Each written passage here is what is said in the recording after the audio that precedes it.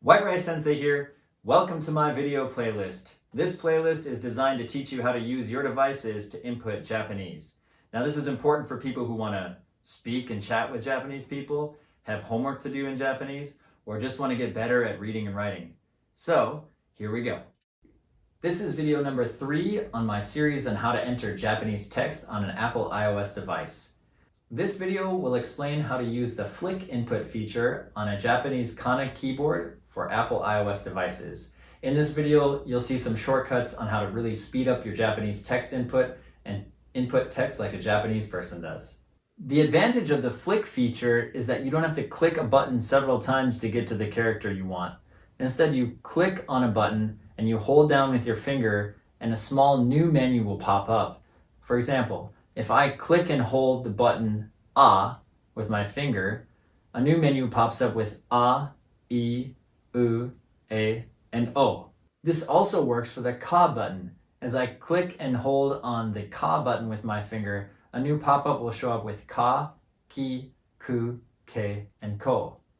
This is consistent for all the hiragana buttons on this keyboard, except for the Ya and Wa buttons, because those buttons represent rows on the hiragana chart that have a limited number of characters. At this point, I want to compare the Kana keyboard to the Romaji keyboard for Japanese text entry. If you haven't already seen my Romaji keyboard video, take a quick second to back up and watch that video for this point of comparison. Let's first look at the word ichigo, or strawberry. Now using the flick entry, I'm going to tap the A button, hold, and flick over to I. Then I'll tap the Ta button and flick over to Chi. For Go, I need to click the Ka button, flick down to Ko, and then I'll click what used to be the star key for the ten. Now you see ichigo. Next, let's look at a word with katakana. We used karaoke or karaoke before. So entering that, I'll just type the Ka, Ra, and then the A button, flick down to O, and the Ka button, flicking over to Ke. And you see the autofill or autocomplete shows the karaoke in katakana. So click to confirm that. Next, a kanji word. I'm choosing watashi, me, myself, or I. This one is simple too. I'll type wa, ta, and then the sa row flicking over to shi. As I finish, you'll see watashi in kanji, and I'll go ahead and click on that autofill to add the text. Last, let's do a mixed word with kanji and hiragana. The word tempura. I can get to that by clicking ta and flicking to te. The n is under wa, so hold wa and flick up to n.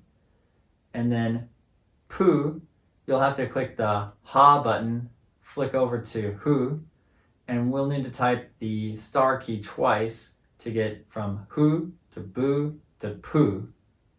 And lastly, the ra button will give me the ra. Now you have tempura. Click autocomplete and fill that in. Now I want to show you how to get the small tsu and the vowel lengthening character. So for the word saka, or soccer, let's start with sa. Now we need a small tsu, so click on ta and flick up to tsu. Now we'll need to click the formerly star button to get the small tsu character. Then click ka, and in order to get the vowel lengthening sound, we need to click wa and flick over to the lengthening character. For a word like steiki or steak, the vowel lengthening character will come in the middle of the word. So we'll get there by clicking sa and flicking to su, ta and clicking to te, then the wa and flick over to the vowel lengthening symbol, and lastly ka and flick over to ki. And there you have steiki. As I put in each of these words, I hope you notice a pattern with each of the buttons as I clicked for the flick feature, and that's for each button, the corresponding vowel sounds are always in the same place for each hiragana on the hiragana chart. For example, as I clicked on A, you'll see A in the middle, I, U, A, and O. And for Ka, which is in the middle, Ka, Ki, Ku, Ke, and Ko. Each button that you hold and click will show up in the exact same way with the corresponding vowel sounds in the same place. Did you catch that?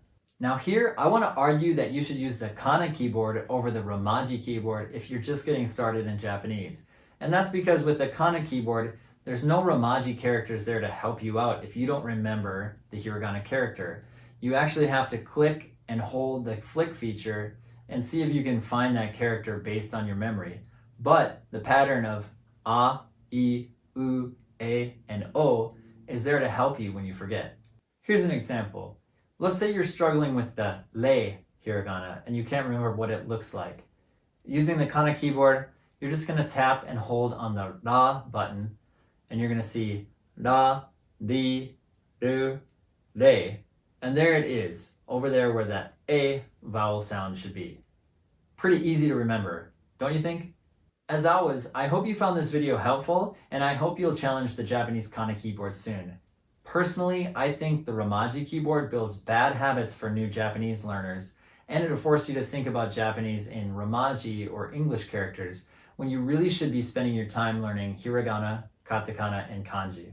Please take a quick second to subscribe and look out for more great videos about how to use your technology to get more proficient at Japanese.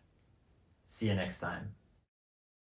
Thanks for watching to the end of this video, but guess what? Our relationship doesn't have to end here. Why not subscribe to my channel by clicking over here, or like me on Facebook at White Rice Sensei, where each week I post lots of new things like free Japanese lessons and ideas and tips on how to make your life in Japan much more enjoyable. Hope to see you again soon, and ja ne!